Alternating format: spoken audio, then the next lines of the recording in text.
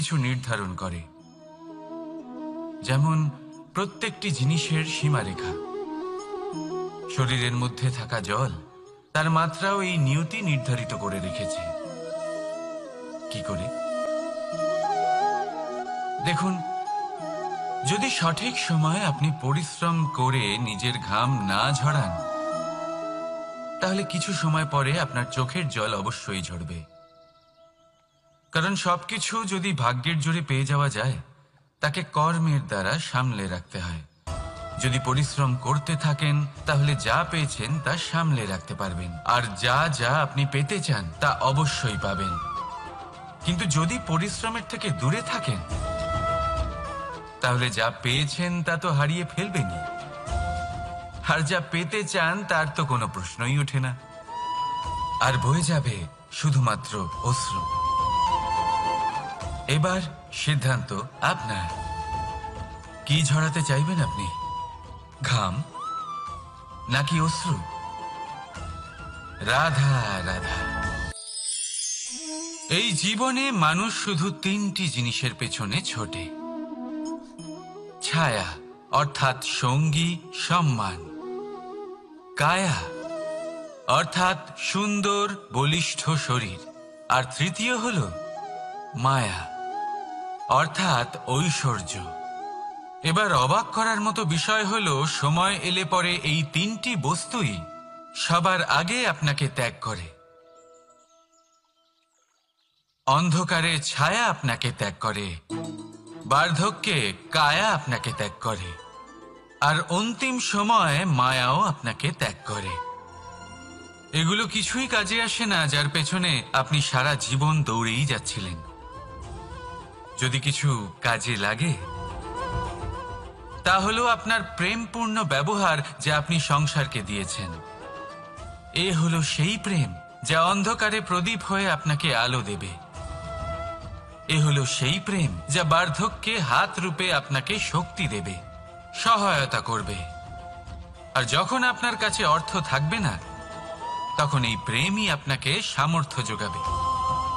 জীবনে যদি কিছু উপার্জন করতে চান, তাহলে শুধু প্রেম উপার্জন করুন। যদি আপনিও আমার মতো দূরের কথা ভাবতে চান, তাহলে শুধুমাত্র প্রেম উপার্জন করুন। আর এখন এই প্রেম ভাব নিয়েই বলুন, রাধা রাধা। কখনো প্রদীপ জ্বালাতে গিয়ে আপনার হাত পুড়ে গেছে? একবার মনে করে দেখুন সেই অনুভূতি। এক্ষুনি মনের মধ্যে যন্ত্রণার এক অনুভূতি বয়ে যাবে। কখনো হাঁটতে হাঁটতে পায়ে কাঁটা ফুটে গেছে? মনে করুন, এক্ষুনি মনের মধ্যে যন্ত্রণার এক অনুভূতি বয়ে যাবে। এরকম কেন হয়ে থাকে? কষ্ট তো শুধু তখন হয়েছিল, কিন্তু যদি আজ মনে করেন, তাহলে সেই যন্ত্রণা আপনার মনে মাথায় থেকেই যায়। এরকম কেন হয়ে থাকে যে জীবনে যখনই আমরা যন্ত্রণার অনুভব করি, তারপর আমরা সেই যন্ত্রণা নিজের সাথে বহন করে নিয়ে চলি? কারণ হলো একটাই, চিন্তা। কোনো যন্ত্রণাই এতটা কষ্ট আমাদের দেয় না যতটা কষ্ট এই চিন্তা দেয়। তাহলে এই চিন্তা ত্যাগ করুন, আর ভাবুন যে কিভাবে নিজেকে সবসময় আনন্দে রাখা যায়। আর অতীতকাল এবং ভবিষ্যতের চিন্তা ছেড়ে দিন, এই বিষয়ে ভাবাই ছেড়ে দিন।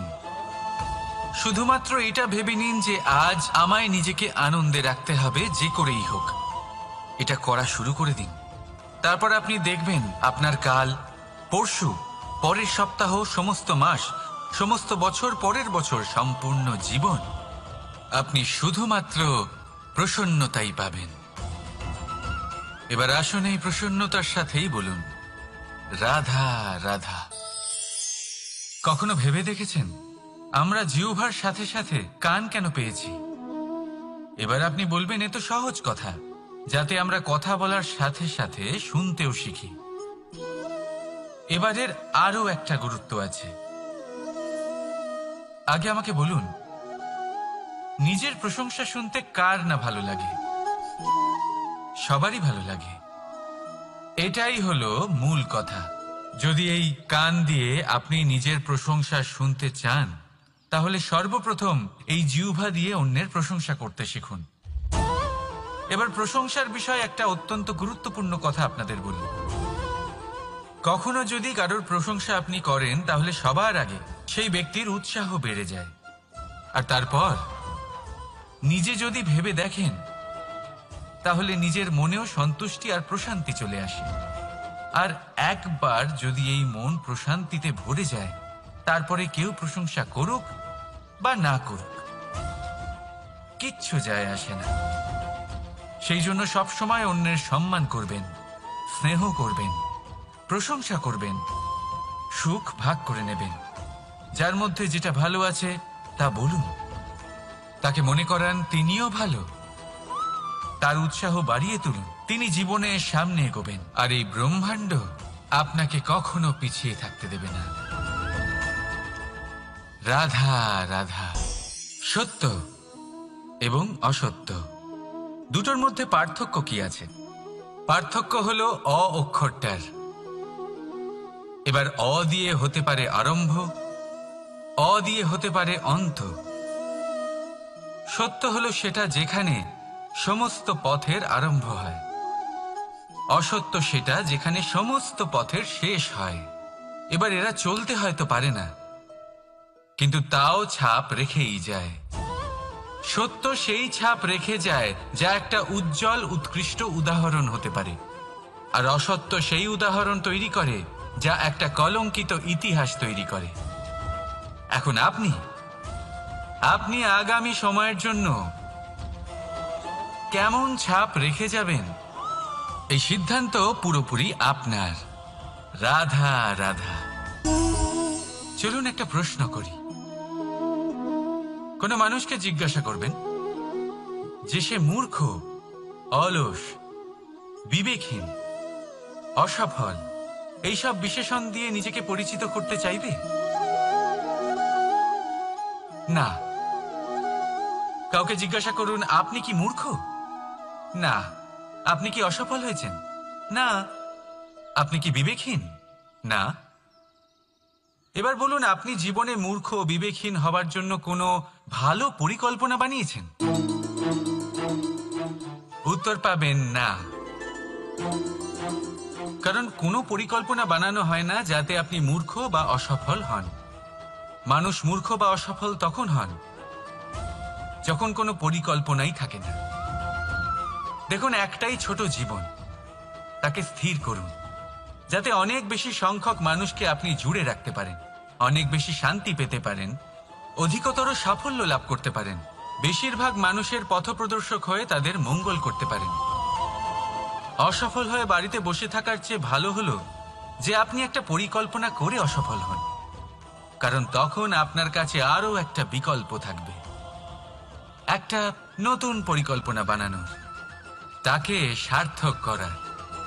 কারণ এমন কোনো পরিকল্পনা তো অবশ্যই থাকবে যা আপনাকে আপনার লক্ষ্যে পৌঁছে দেবে, তাই তো? রাধা রাধা। সূর্য কারোর জন্য হলেন শক্তিদাতা ঈশ্বর, আবার কোনো প্যাঁচার জন্য হলো চোখ বন্ধ করে দেওয়ার মতো তীব্র আলো। নদী কারোর জন্য হলো তৃষ্ণা মেটানোর স্রোত, আবার কারোর জন্য বন্যারূপী বিনাশকারী আশঙ্কা। সাগর কারোর জন্য হলো নোনা জলের ভাণ্ডার, আবার কারোর জন্য অগন্তি প্রাণী জগতের সম্ভার। প্রশ্ন হলো, প্রত্যেক ব্যক্তির জন্য প্রত্যেক অনুভূতি বা বস্তুর সারমর্ম আলাদা কেন হয়ে থাকে? যা কারোর জন্য হলো বিষ, তা অন্য কারোর জন্য অমৃত কেন? যা কারোর জন্য অমৃত, তা অন্যের জন্য বিষ কেন? উত্তর বড়ই সোজা। আমরা বস্তু বা অনুভূতিগুলিকে সেভাবে দেখি না যেরকম তা হয়ে থাকে। আমরা বস্তু বা অনুভূতিকে সেভাবে দেখি যেরকম আমরা হয়ে থাকি। এবার এর উপায় কি হতে পারে? নিজেকে পরিশুদ্ধ করুন, সব কিছুই শুদ্ধ হবে। রাধা রাধা। প্রেম, ঘৃণা, এই দুই হলো একই শব্দ। কিভাবে? দেখুন না, দুটোতেই আড়াই অক্ষর রয়েছে। দুটোই হলো সেই অনুভূতি যা আমাদের মনের সাথে জড়িত, আর এই দুই অনুভূতির সাথেই জড়িত মানুষ আমাদের জন্য গুরুত্বপূর্ণ। পার্থক্য শুধু এটাই যে প্রেম পায় সম্মান আর ঘৃণাকে করা হয় অবজ্ঞা। এরকম কেন? কারণ প্রেম হলো সেই অনুভূতি যেখানে মানুষ সব কিছু দিয়ে দিতে চায়, সব কিছু লুটিয়ে দিতে চায়। সেখানে ঘৃণা হলো এমন অনুভূতি যেখানে মানুষ সব কিছু কেড়ে নিতে চায়, সব কিছু জিতে নিতে চায়। তাও প্রেমের অনুভূতি কখনো আপনাকে হারতে দেয় না, আর ঘৃণার অনুভূতি কখনো আপনাকে জিততে দেয় না। এবার কি করবেন আপনি? একটাই জীবন, ঘৃণার সাথে বাঁচবেন নাকি প্রেমের সাথে? আমি তো প্রেমকেই চয়ন করব। রাধা রাধা।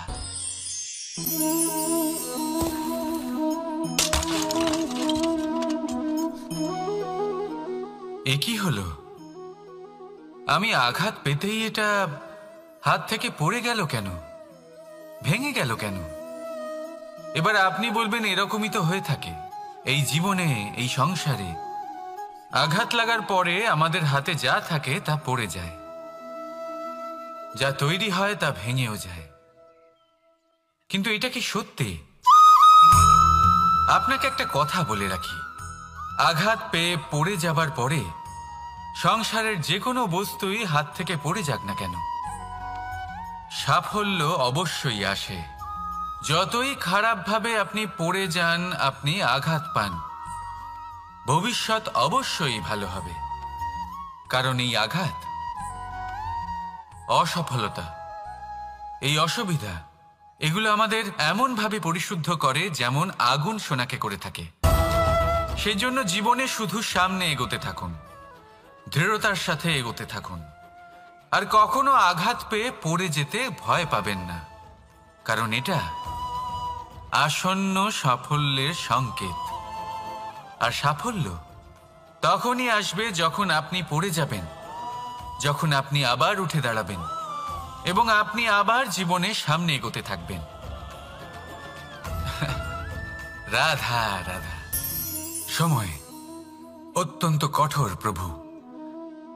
আপনি অনেক লোককে এটা বলতে শুনে থাকবেন, আমার কাছে এত সময় নেই, এই কাজে আসলে অনেক সময় লেগে যাবে, এই বিষয়ে ভাবার জন্য আমার সময় লাগবে।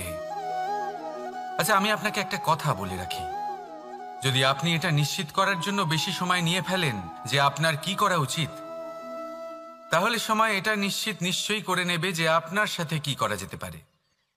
কারণ এই সময় কিন্তু অত্যন্ত কঠোর।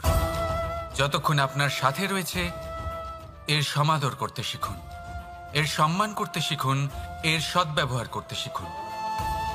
যদি এরকম না করেন তাহলে এই সময়ের নিজেকে আর আপনাকে বদলাতে অধিক সময় লাগবে না।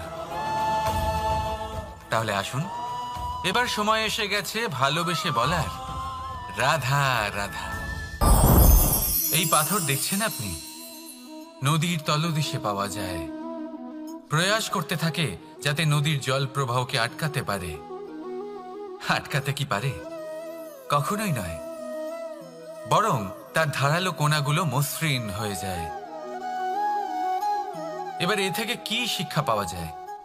এর থেকে এটাই শিক্ষা পাওয়া যায় যে ব্যক্তি দৃঢ়তার সাথে জীবনে শুধু আগে এগোতে থাকেন না থেমে, তিনি না শুধু নিজের লক্ষ্য প্রাপ্তি করতে পারেন, বরং নিজের পথের সমস্ত বাধার অস্তিত্বই পাল্টে দিতে পারেন। তাহলে আপনি কি হতে চাইবেন? সেই ব্যক্তি যিনি নিজের বাধাকে দূরে ঠেলে আগে এগোতে পারেন, নাকি সেই ব্যক্তি যিনি অন্য কারোর পথে বাধা হয়ে থেকে তার নিজের অস্তিত্বই হারিয়ে ফেলেন? সিদ্ধান্ত হলো আপনার। রাধা রাধা।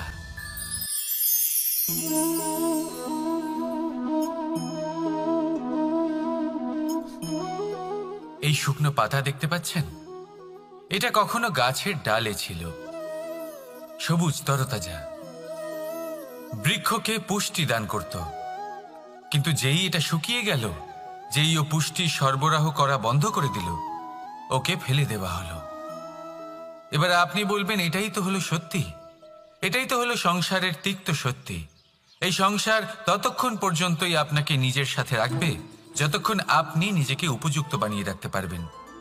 আমি এটা বলবো না যে এটা হলো মিথ্যে, কিন্তু এটা অবশ্যই বলবো যে এটা সম্পূর্ণ সত্যি নয়।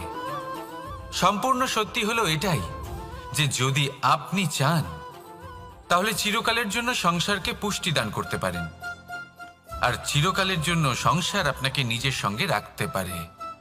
কিভাবে? এই শুকনো পাতার উদাহরণই আপনাকে দিচ্ছি। এই শুকনো পাতা প্রথমে টুকরো হবে, তারপরে বৃষ্টির জলের সাথে গলে যাবে, তারপর সার হবে, তারপর সেই বৃক্ষের গোড়াতেই সমাহিত হবে, একটা নতুন অঙ্কুরকে একটা নতুন জীবন দেবে। তাহলে আপনি ভাবুন আপনি নিজের জীবনের সাথে কি করতে চান।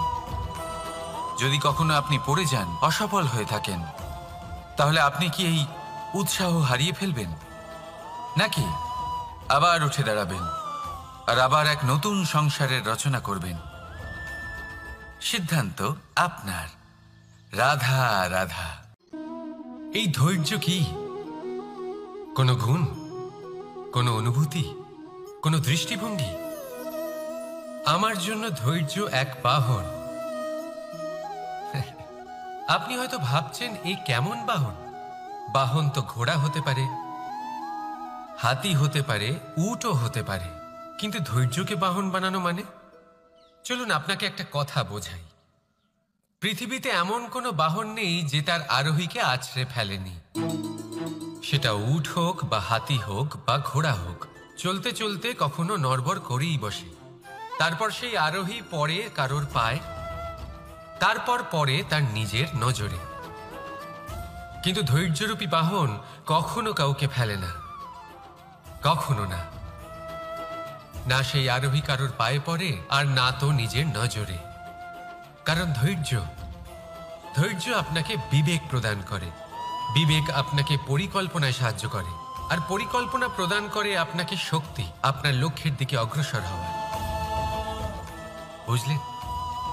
ধৈর্যকে সঙ্গে রাখুন, নিজেকে আরো ধৈর্যশীল করে তুলুন। এই ধৈর্যের সাহায্যে আরোহণ করে দেখুন কিভাবে এই বাহন আপনাকে আপনার গন্তব্যে পৌঁছে দেবে।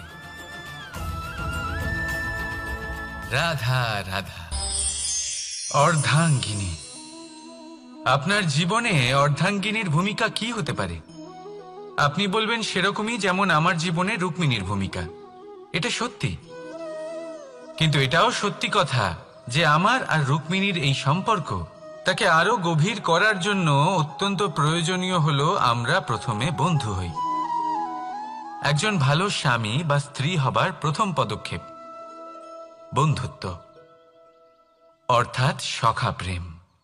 যতক্ষণ না এক স্বামী স্ত্রী নিজেদের সম্পর্কে বন্ধুত্বের মাহাত্ম্য বুঝতে পারবেন না, ততক্ষণ এই সম্পর্ক যেন অপূর্ণ থেকে যাবে। আর তারপর এই সম্পর্কে জন্ম নেয় সেই অনুভূতি, যেমন অধিকার, যেমন অভিমান।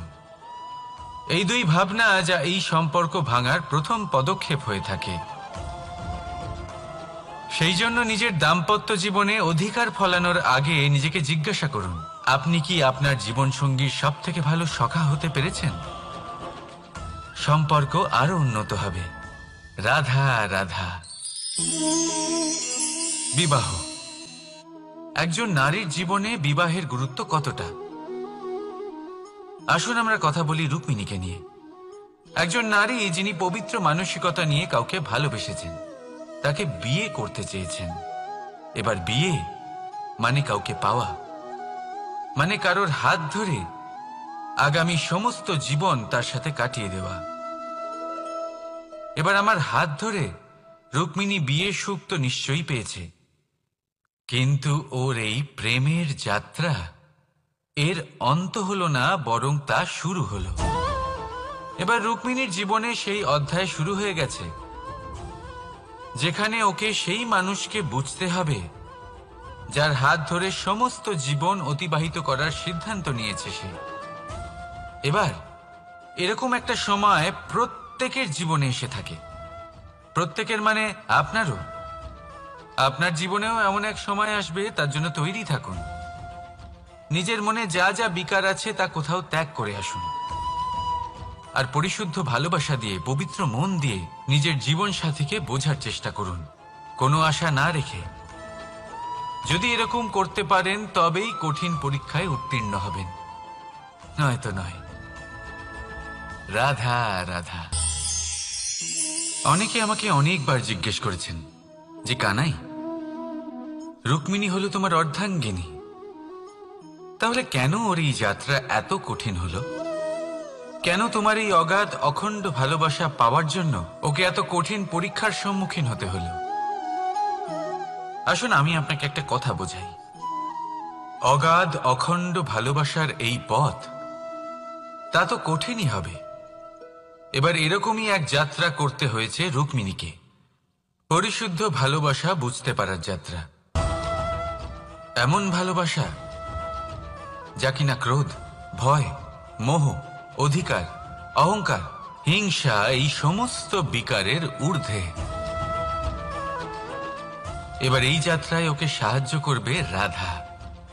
আর শুধু তাই নয়, আমি আপনাকে বলি, সংসারের প্রত্যেক নারী এই যাত্রা করে থাকেন। এবার যে নারী এই যাত্রার শেষ পর্যন্ত পৌঁছতে পারেন, তিনি এক উচ্চ স্তরে পৌঁছে যেতে পারেন, যেখানে তাকে বলা হয় অর্ধাঙ্গিনী। রাধা রাধা। সমস্যা।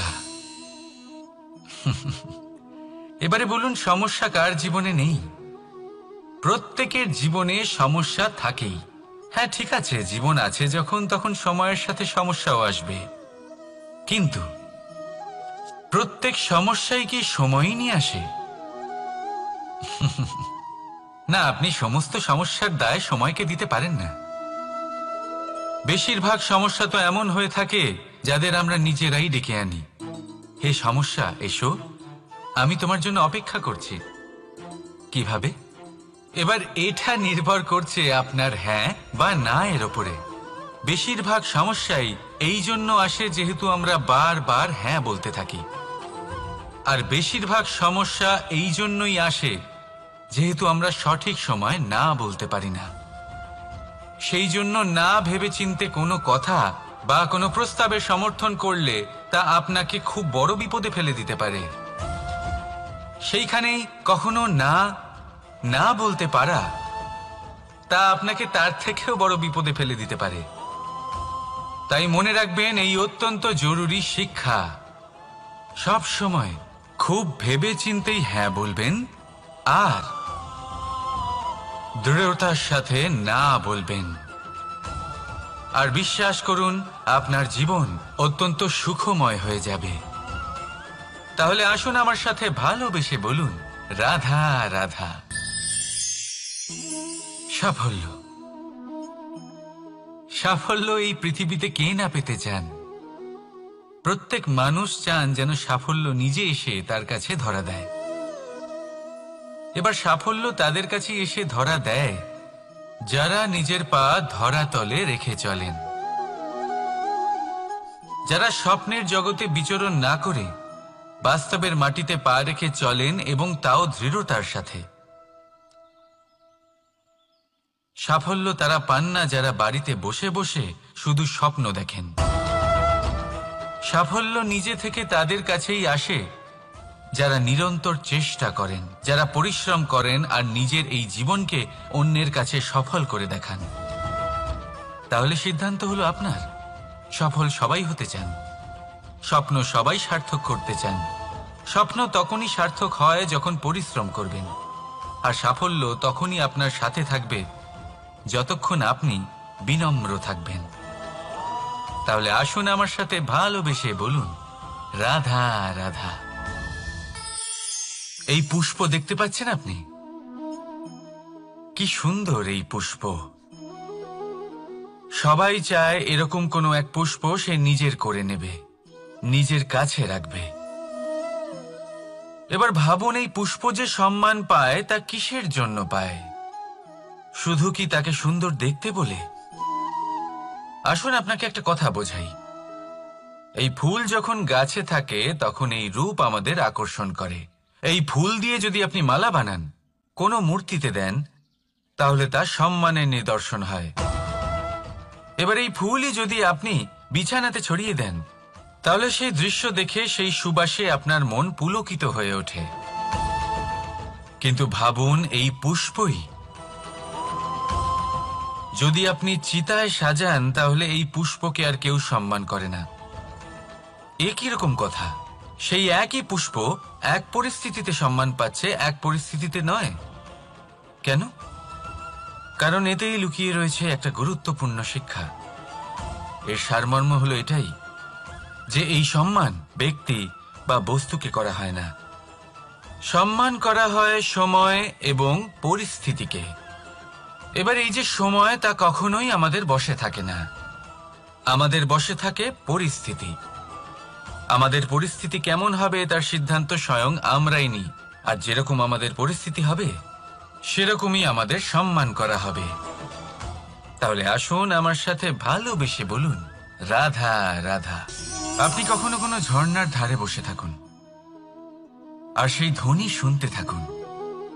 আহা হা হা, সেই ধ্বনি মনকে শান্ত করে দেয়, আমাদের মধ্যে এক আনন্দের সঞ্চার করে।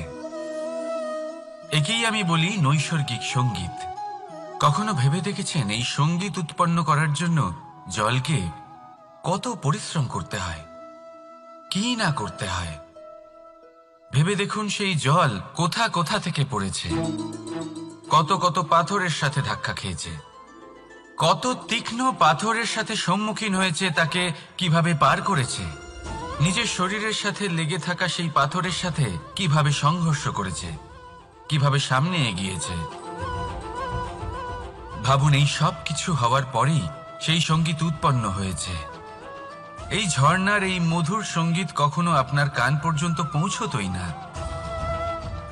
যদি সেই জলের বিরোধিতা করার জন্য সেই পাথর না থাকতো। এর সারমর্ম কি হতে পারে? সারমর্ম হলো একটাই, এই সব বাধার সম্মুখীন হন, এদের থেকে দূরে পালাবেন না। কারণ এই বাধা হলো নৈসর্গিক, সবার জীবনে এই বাধা রয়েছে। তার সম্মুখীন হন, জীবনের সামনে এগোন। আর আপনিও নিজের ভেতর থেকে সৃষ্টি করুন এই নৈসর্গিক সঙ্গীত, আর এই সংসারে ছড়িয়ে দিন শান্তি আর প্রসন্নতা। রাধা রাধা। সংসারে নিয়তি অনেক কিছু নির্ধারণ করে, যেমন প্রত্যেকটি জিনিসের সীমারেখা। শরীরের মধ্যে থাকা জল, তার মাত্রাও এই নিয়তি নির্ধারিত করে রেখেছে। কি করে? দেখুন, যদি সঠিক সময়ে আপনি পরিশ্রম করে নিজের ঘাম না ঝরান, তাহলে কিছু সময় পরে আপনার চোখের জল অবশ্যই ঝরবে। কারণ সবকিছু যদি ভাগ্যের জোরে পেয়ে যাওয়া যায়, তাকে কর্মের দ্বারা সামলে রাখতে হয়। যদি পরিশ্রম করতে থাকেন, তাহলে যা পেয়েছেন তা সামলে রাখতে পারবেন, আর যা যা আপনি পেতে চান তা অবশ্যই পাবেন। কিন্তু যদি পরিশ্রমের থেকে দূরে থাকেন, তাহলে যা পেয়েছেন তা তো হারিয়ে ফেলবেনই, আর যা পেতে চান তার তো কোনো প্রশ্নই ওঠে না, আর বয়ে যাবে শুধুমাত্র অশ্রু। এবার সিদ্ধান্ত আপনার। কি ঝরাতে চাইবেন আপনি? ঘাম নাকি অশ্রু? রাধা রাধা। এই জীবনে মানুষ শুধু তিনটি জিনিসের পেছনে ছোটে: ছায়া অর্থাৎ সঙ্গী সম্মান, কায়া অর্থাৎ সুন্দর বলিষ্ঠ শরীর, আর তৃতীয় হল মায়া অর্থাৎ ঐশ্বর্য। এবার অবাক করার মতো বিষয় হলো, সময় এলে পরে এই তিনটি বস্তুই সবার আগে আপনাকে ত্যাগ করে। অন্ধকারে ছায়া আপনাকে ত্যাগ করে, বার্ধক্যে কায়া আপনাকে ত্যাগ করে, আর অন্তিম সময়ে মায়াও আপনাকে ত্যাগ করে। এগুলো কিছুই কাজে আসে না যার পেছনে আপনি সারা জীবন দৌড়েই যাচ্ছিলেন। যদি কিছু কাজে লাগে, তা হলো আপনার প্রেমপূর্ণ ব্যবহার যা আপনি সংসারকে দিয়েছেন। এ হলো সেই প্রেম যা অন্ধকারে প্রদীপ হয়ে আপনাকে আলো দেবে। এ হলো সেই প্রেম যা বার্ধক্যে হাত রূপে আপনাকে শক্তি দেবে, সহায়তা করবে। আর যখন আপনার কাছে অর্থ থাকবে না, তখন এই প্রেমই আপনাকে সামর্থ্য যোগাবে। জীবনে যদি কিছু উপার্জন করতে চান তাহলে শুধু প্রেম উপার্জন করুন। যদি আপনিও আমার মতো দূরের কথা ভাবতে চান তাহলে শুধুমাত্র প্রেম উপার্জন করুন। আর এখন এই প্রেম ভাব নিয়েই বলুন, রাধা রাধা। কখনো প্রদীপ জ্বালাতে গিয়ে আপনার হাত পুড়ে গেছে? একবার মনে করে দেখুন সেই অনুভূতি। এক্ষুনি মনের মধ্যে যন্ত্রণার এক অনুভূতি বয়ে যাবে। কখনো হাঁটতে হাঁটতে পায়ে কাঁটা ফুটে গেছে? মনে করুন, এক্ষুনি মনের মধ্যে যন্ত্রণার এক অনুভূতি বয়ে যাবে। এরকম কেন হয়ে থাকে? কষ্ট তো শুধু তখন হয়েছিল, কিন্তু যদি আজ মনে করেন তাহলে সেই যন্ত্রণা আপনার মনে মাথায় থেকেই যায়। এরকম কেন হয়ে থাকে যে জীবনে যখনই আমরা যন্ত্রণার অনুভব করি তারপর আমরা সেই যন্ত্রণা নিজের সাথে বহন করে নিয়ে চলি? কারণ হলো একটাই, চিন্তা। কোনো যন্ত্রণাই এতটা কষ্ট আমাদের দেয় না যতটা কষ্ট এই চিন্তা দেয়। তাহলে এই চিন্তা ত্যাগ করুন আর ভাবুন যে কিভাবে নিজেকে সবসময় আনন্দে রাখা যায়। আর অতীতকাল এবং ভবিষ্যতের চিন্তা ছেড়ে দিন, এই বিষয়ে ভাবাই ছেড়ে দিন। শুধুমাত্র এটা ভেবে নিন যে আজ আমায় নিজেকে আনন্দে রাখতে হবে যে করেই হোক। এটা করা শুরু করে দিন। তারপর আপনি দেখবেন আপনার কাল, পরশু, পরের সপ্তাহ, সমস্ত মাস, সমস্ত বছর, পরের বছর, সম্পূর্ণ জীবন আপনি শুধুমাত্র প্রসন্নতাই পাবেন। এবার আসুন এই প্রসন্নতার সাথেই বলুন, রাধা রাধা। কখনো ভেবে দেখেছেন আমরা জিহ্বার সাথে সাথে কান কেন পেয়েছি? এবার আপনি বলবেন এ তো সহজ কথা, যাতে আমরা কথা বলার সাথে সাথে শুনতেও শিখি। এবারের আরো একটা গুরুত্ব আছে। আগে আমাকে বলুন, নিজের প্রশংসা শুনতে কার না ভালো লাগে? সবারই ভালো লাগে। এটাই হলো মূল কথা। যদি এই কান দিয়ে আপনি নিজের প্রশংসা শুনতে চান তাহলে সর্বপ্রথম এই জিহ্বা দিয়ে অন্যের প্রশংসা করতে শিখুন। এবার প্রশংসার বিষয়ে একটা অত্যন্ত গুরুত্বপূর্ণ কথা আপনাদের বলি। কখনো যদি কারোর প্রশংসা আপনি করেন তাহলে সবার আগে সেই ব্যক্তির উৎসাহ বেড়ে যায়। আর তারপর নিজে যদি ভেবে দেখেন তাহলে নিজের মনেও সন্তুষ্টি আর প্রশান্তি চলে আসে। আর একবার যদি এই মন প্রশান্তিতে ভরে যায় তারপরে কেউ প্রশংসা করুক বা না করুক কিচ্ছু যায় আসে না। সেই জন্য সবসময় অন্যের সম্মান করবেন, স্নেহ করবেন, প্রশংসা করবেন, সুখ ভাগ করে নেবেন। যার মধ্যে যেটা ভালো আছে তা বলুন, তাকে মনে করান তিনিও ভালো, তার উৎসাহ বাড়িয়ে তুলুন। তিনি জীবনে সামনে এগোবেন আর এই ব্রহ্মাণ্ড আপনাকে কখনো পিছিয়ে থাকতে দেবে না। রাধা রাধা। সত্য এবং অসত্য দুটোর মধ্যে পার্থক্য কি আছে? পার্থক্য হলো অ অক্ষরটার। এবার অ দিয়ে হতে পারে আরম্ভ, অ দিয়ে হতে পারে অন্ত।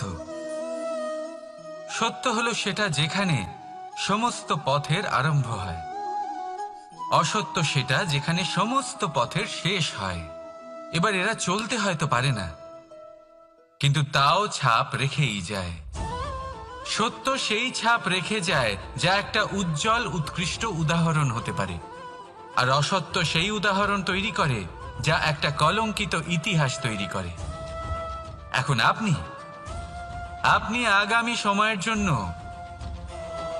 কেমন ছাপ রেখে যাবেন এই সিদ্ধান্ত পুরোপুরি আপনার। রাধা রাধা। চলুন একটা প্রশ্ন করি। কোন মানুষকে জিজ্ঞাসা করবেন যে সে মূর্খ, অলস, বিবেকহীন, অসফল এইসব বিশেষণ দিয়ে নিজেকে পরিচিত করতে চাইবে? না। কাউকে জিজ্ঞাসা করুন আপনি কি মূর্খ? না। আপনি কি অসফল হয়েছেন? না। আপনি কি বিবেকহীন? না।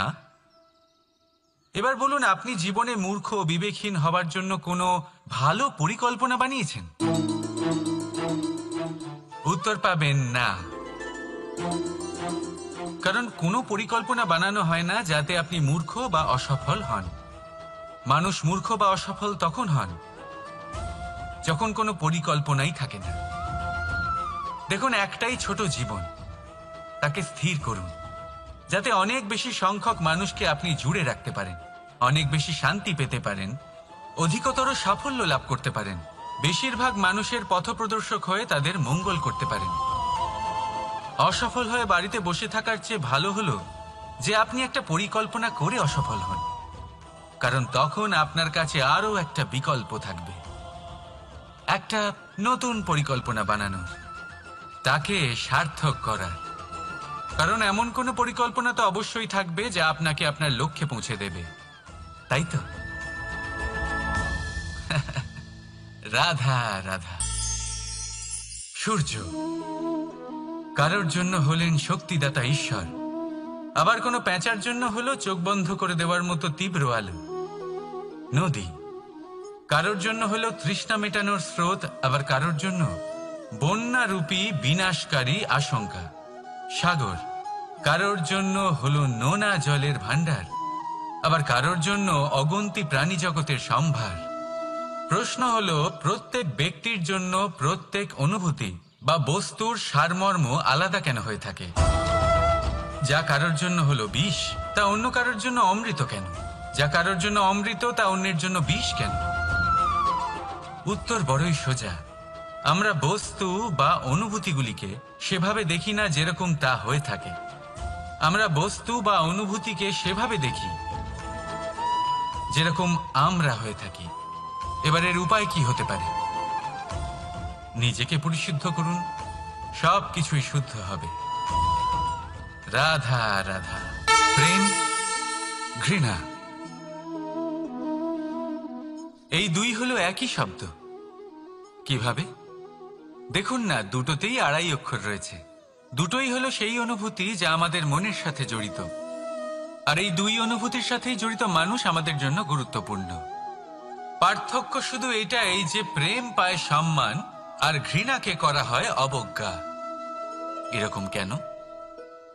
কারণ প্রেম হলো সেই অনুভূতি যেখানে মানুষ সব কিছু দিয়ে দিতে চায়, সব কিছু লুটিয়ে দিতে চায়। সেখানে ঘৃণা হলো এমন অনুভূতি যেখানে মানুষ সব কিছু কেড়ে নিতে চায়, সব কিছু জিতে নিতে চায়। তাও প্রেমের অনুভূতি কখনো আপনাকে হারতে দেয় না, আর ঘৃণার অনুভূতি কখনো আপনাকে জিততে দেয় না। এবার কি করবেন আপনি? একটাই জীবন, ঘৃণার সাথে বাঁচবেন নাকি প্রেমের সাথে? আমি তো প্রেমকেই চয়ন করব। রাধা রাধা।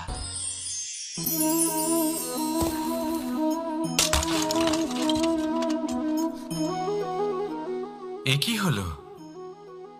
আমি আঘাত পেতেই এটা হাত থেকে পড়ে গেল কেন? ভেঙে গেল কেন? এবার আপনি বলবেন, এরকমই তো হয়ে থাকে এই জীবনে, এই সংসারে। আঘাত লাগার পরে আমাদের হাতে যা থাকে তা পড়ে যায়, যা তৈরি হয় তা ভেঙেও যায়। কিন্তু এটা কি সত্যি? আপনাকে একটা কথা বলে রাখি, আঘাত পেয়ে পড়ে যাবার পরে সংসারের যে কোনো বস্তুই হাত থেকে পড়ে যাক না কেন, সাফল্য অবশ্যই আসে। যতই খারাপভাবে আপনি পড়ে যান, আপনি আঘাত পান, ভবিষ্যৎ অবশ্যই ভালো হবে। কারণ এই আঘাত, অসফলতা, এই অসুবিধা, এগুলো আমাদের এমনভাবে পরিশুদ্ধ করে যেমন আগুন সোনাকে করে থাকে। সেজন্য জীবনে শুধু সামনে এগোতে থাকুন, দৃঢ়তার সাথে এগোতে থাকুন, আর কখনো আঘাত পেয়ে পড়ে যেতে ভয় পাবেন না।